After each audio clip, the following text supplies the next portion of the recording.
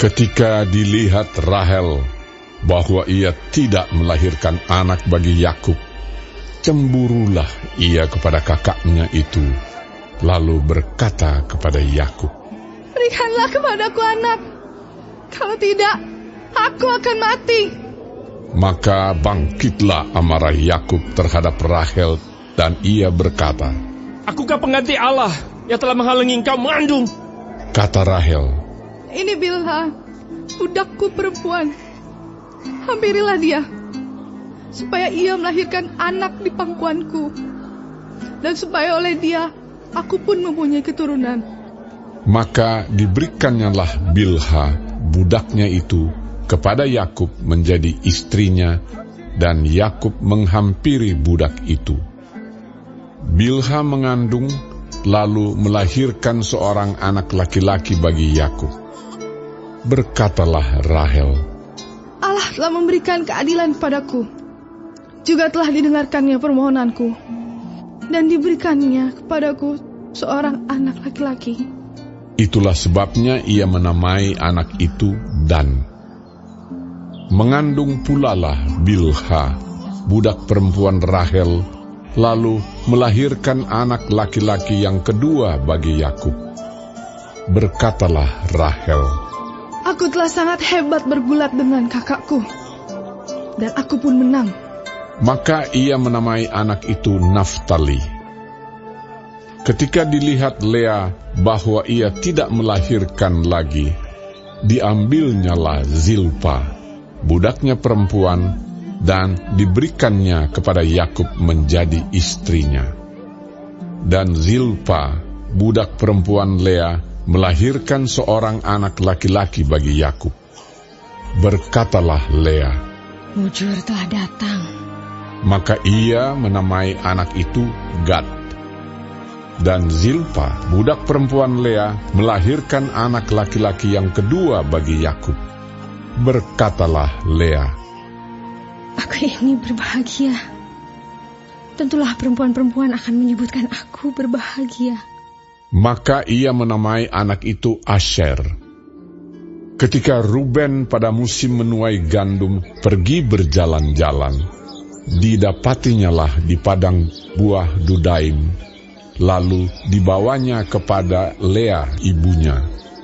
Kata Rahel kepada Lea, "Berilah aku beberapa buah dudaim yang didapat oleh anakmu itu."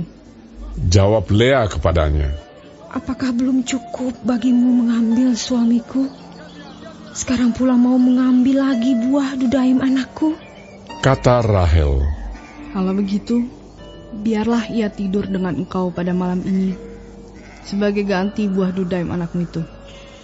Ketika Yakub pada waktu petang datang dari padang, pergilah Lea mendapatkannya sambil berkata, "Engkau harus singgah kepadaku malam ini, sebab memang engkau telah kusewa dengan buah dudaim anakku." Sebab itu tidurlah Yakub dengan Lea pada malam itu. Lalu Allah mendengarkan permohonan Lea. Lea mengandung dan melahirkan anak laki-laki yang kelima bagi Yakub. Lalu kata Lea, "Allah telah memberi upahku, karena aku telah memberi budakku perempuan kepada suamiku." Maka ia menamai anak itu Isakar.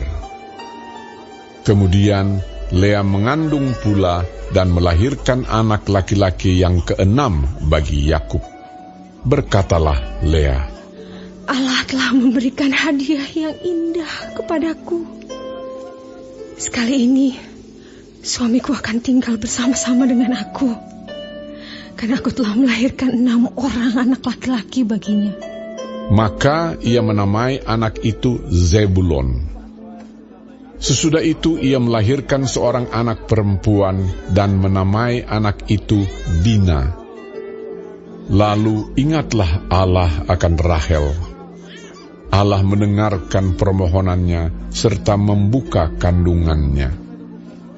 Maka mengandunglah Rahel dan melahirkan seorang anak laki-laki. Berkatalah ia, "Allah telah menghapuskan aibku." Maka ia menamai anak itu Yusuf, sambil berkata, Mudah-mudahan Tuhan menambah seorang anak laki-laki lagi bagiku. Setelah Rahel melahirkan Yusuf, berkatalah Yakub kepada Laban, Izinkanlah aku pergi, supaya aku pulang ke tempat kelahiranku dan ke negeriku. Berikanlah istri-istriku dan anak-anakku yang menjadi upahku selama aku bekerja padamu, supaya aku pulang, sebab engkau tahu betapa keras aku bekerja padamu. Tetapi Laban berkata kepadanya, Sekiranya aku mendapat kasih-Mu, telah nyata kepadaku bahwa Tuhan memberkati aku karena Engkau. Lagi katanya, Tentukanlah upah-Mu yang harus kubayar, maka aku akan memberikannya. sahut Yakub kepadanya, Engkau sendiri tahu bagaimana aku bekerja padamu dan bagaimana keadaan ternakmu dalam penjagaanku. Sebab harta milikmu tidak begitu banyak sebelum aku datang, tetapi sekarang telah berkembang dengan sangat, dan Tuhan telah memberkati engkau sejak aku berada di sini. Jadi, bilakah dapat aku bekerja untuk rumah tanggaku sendiri? Kata Laban. Apakah yang harus kuberikan kepadamu? Jawab Yakub, Tidak usah kau berikan apa-apa kepadaku. Aku mau lagi mengembalakan kambing dombamu dan menjaganya, asal engkau mengizinkan hal ini kepadaku. Hari ini aku akan lewat dari tengah-tengah segala kambing dombamu, dan akan mengasingkan dari situ setiap binatang yang berbintik-bintik dan berbelang-belang, segala domba yang hitam dan segala kambing yang berbelang-belang dan berbintik-bintik. Itulah upahku, dan kejujuranku akan terbukti di kemudian hari, apabila engkau datang memeriksa upahku. Segala yang tidak berbintik-bintik atau berbelang-belang di antara kambing-kambing, dan yang tidak hitam di antara domba-domba, anggaplah itu tercuri olehku. Kemudian kata Laban, Baik, jadilah seperti perkataanmu itu.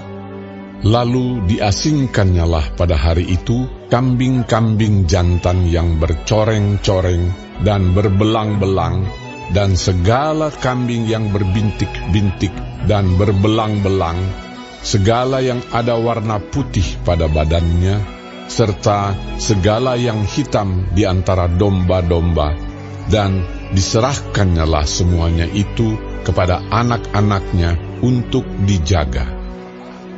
Kemudian Laban menentukan jarak 3 hari perjalanan jauhnya antara dia dan Yakub. Maka tetaplah Yakub menggembalakan kambing domba yang tinggal itu. Lalu Yakub mengambil dahan hijau dari pohon hawar, pohon badam, dan pohon berangan.